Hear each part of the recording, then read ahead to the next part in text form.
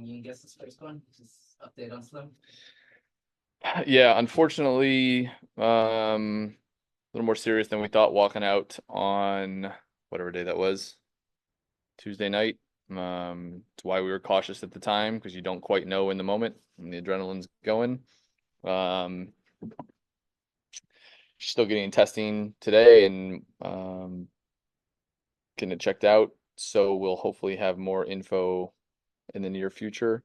She'll be out tomorrow and probably the immediate future. I think we may have dodged any long-term injury. So, um, yeah, just sucks. Obviously, she played well. We were cautious all the way up to it, and just took a funny step on a play where she got fouled, and uh, here we are. Uh, Detail on what it is with the foot. Not yet. I want to make sure we have kind of the right diagnosis before I say something I have to retract. Gotcha. Yeah. So not like a break.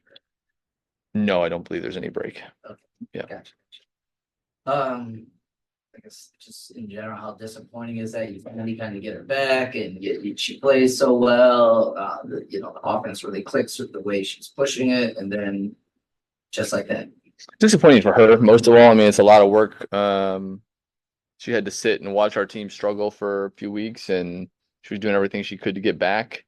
Felt like we were extra careful, made sure she was feeling good. I don't think she felt rushed or we felt like we were rushing her. And then, um, unfortunately, that happens. But we got to pick ourselves up. We've been playing well, or we were playing better, before we got her back in the lineup. So we got to get right back on the horse. That planned off day for Kira sounds like. Kira's just we're trying to find some consistency in how she feels physically.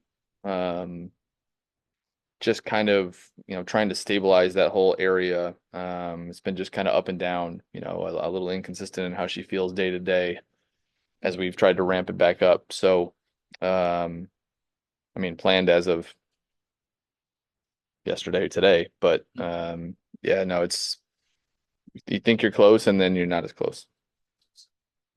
Likely to be kind of questionable tomorrow, or do you feel like she's already out? I'm supposed to talk with her here in a little bit, so we'll see later this afternoon. And want to catch up. Saw Jade leave holding that thumb that's been bothering Julie, I'm sorry. Yeah, she just took a shot on it, just right on that spot, and just very tender. So she seemed to think she'd be all right, but I said that after the game the other night. So let me not say much more until I hear more. She's pretty tight. It would take a lot for her to not want to be out there. Yeah, she said the other day she's the type of player who always wants to be out there no matter what. Yeah, I don't know if anybody's ever hurt their thumb, but once you hit your thumb on something, you just can't stop hitting it all the time. So unfortunately, it's when her hand's on the ball a lot, people slap at the ball. Okay. Clarification, is this my understanding is a new injury for Slim, not related to the ankle? It's not the same spot. So I guess that counts as new. Ariel was just she did all her pre-practice stuff. She was in for a little bit, and then we just wanted to be careful with her. She's been playing a lot of minutes.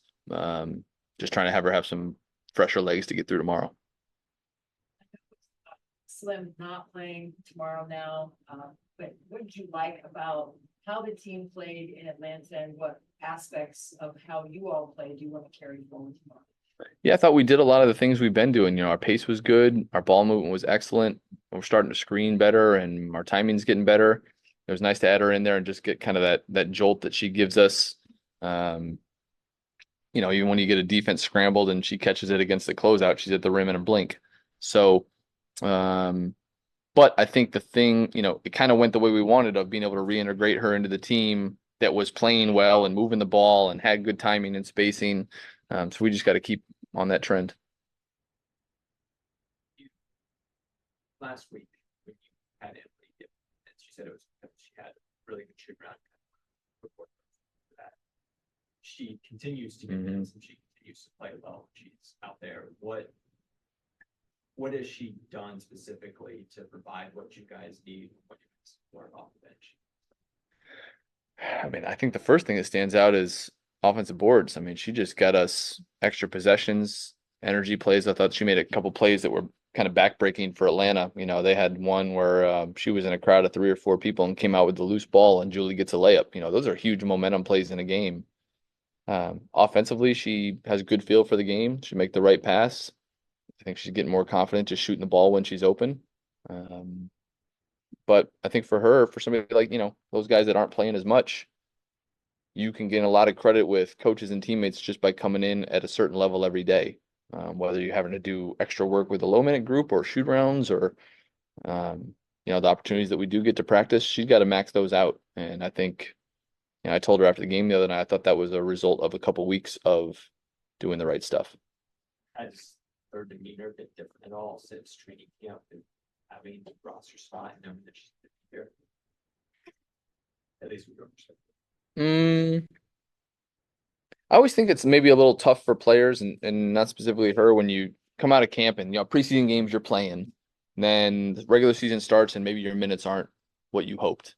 It's easy to have a little dip in confidence or, you know, fire that you bring in the gym every day. We're not practicing as much. There's not as many opportunities. So she had to get back to finding the ways to, I mean, you got to prove yourself. You got to prove yourself to coaches if you want to be in the game. And I thought she kind of recommitted to doing that and doing things with a purpose.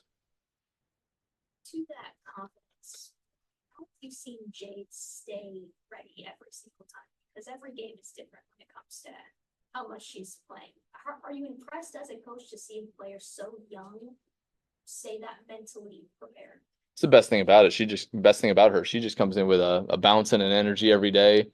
Yeah, I've said a couple times, like youthful exuberance. It's great. I think it rubs off on people. She comes in the game and the energy of the game changes. And that's pretty good because Julie, you know, has been starting and Julie kind of does that herself. So, that was a big thing when we thought about our team is we needed people that just play with an enthusiasm. She very much is in the mode of wanting to get better. She's ready for every opportunity, and then she's making plays. We've kind of talked about this a little bit before, but every time you challenge your team for a specific thing, they generally do it and they do it quick. Last week was third quarter. Friday night, you had a better third quarter. What do you want to see from this team because you just saw this team last week? Yeah, I thought we lost our way against Chicago the first time. I thought for a half we did a decent job on the things we were prioritizing, and then the second half, thought we got a little, if I'm remembering my games right, we got a little scattered offensively, and then we let it bleed into some other areas. You know, we lost, I think we gave up like 48 points in the paint, and we were putting them on the free throw line, and we lost our focus on the boards. And so, you know, we didn't practice very long today, but the bit we did do live was kind of with those things in mind. Coach, Sapna Bansel, Washington Post. You know, a game like the Atlanta game for Aaliyah, where she's not necessarily scoring a ton. What stands out to you about some of the other ways she can impact the game? Yeah, I think I said after the game that she acts like a pro already, or a vet already, I should say. And there's going to be those nights where, you know, a team like Atlanta, you might have to roll 20 times and not touch the ball because it's getting your teammates great shots. And she does that without complaint. You know, she screens, she rolls, she makes the right pass when it's there. She rebounds the ball, she defends. You know, one of the reasons we liked her is that she's not a one-trick pony. She's not gonna, you know, she's not living and dying with her points total. Some nights she's going to get opportunities based on how a team defends us, and she's going to get a lot more shots and touches. Another night she's going to have to sacrifice and do kind of the dirty work, and she seems very comfortable with that. In the last 5 or so games, what are some things that stood out to you in terms of her growth, and what are some things that you'd like to continue to see her work on going forward? I think there was a little bit of an adjustment period initially, you know, finishing around the basket, around all the athleticism and length in this league. And I think she started to find kind of her own tempo, her own ways to, you know, get her shots off around the rim without feeling like she's rushed. Maybe just getting more comfortable with her teammates. You know, she's played enough games now where she's starting to learn the people she's playing with and who's going to throw the pass early, who's going to throw it late, her post partner, how she plays off of them. So she just looks like somebody who's kind of settled in now. And she didn't look that scattered to start with. And what are some things that you'd like to see her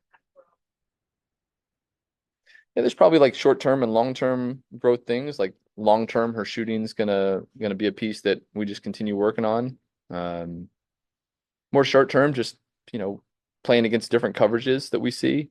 Um, when to roll hard to the rim, when to settle down into the pocket, when to flip the angle on a screen, just craft. I think she's pretty much craft and skill development right now. Jen? Hey Eric, have you talked with Ariel and Shakira about the Olympic team announcement and kind of how are they reacting to or processing that? Yeah, I've talked to him obviously. Disappointed. I mean, Ariel was a big, you know, goal of hers, and she's been a gold medalist. And I'm not going to speak for her. I'll let her speak if she wants to talk about it. But obviously, we were disappointed for her. Nobody deserves that more. The way she carries herself is like an Olympian every day. So, I'm just trying to tell her she knows who she is, and we know who she is, and we just need to keep being a great leader for us as she has been. And then, Steph this year is shooting a career high percentage from three on a career high number of attempts. What do you think has worked so well, both in terms of getting her more shots from there and then, getting her shots that she is knocking down at such a high rate? I think we just tried to frame her mentality at the start of the year of shoot every time you're open. Her instincts are so much to facilitate for other people. She wants to pass the ball, but she can make life easier on herself by just letting it fly every time she gets a clean look. And she's made them all different ways. She's made them off of bad passes, and she hasn't had a lot of time to get some of them off. And I think you're starting to see some other teams' scouting reports change. Like, they're not leaving her as much. So, I kind of keep an eye on the attempts more than the percentage, because I know if we get her enough looks, she'll make them. Jade was saying she wanted her to take some more after hearing the 48% Yeah. number. And I think she wants teammates to stop telling her what her percentage is. I don't think she particularly likes having that in her head. She just wants to shoot the ball. All right, duly noted. I think I might have told her too. So thank I you. said teammates, but to anybody who it applies to. That's it, Coach. Thank you.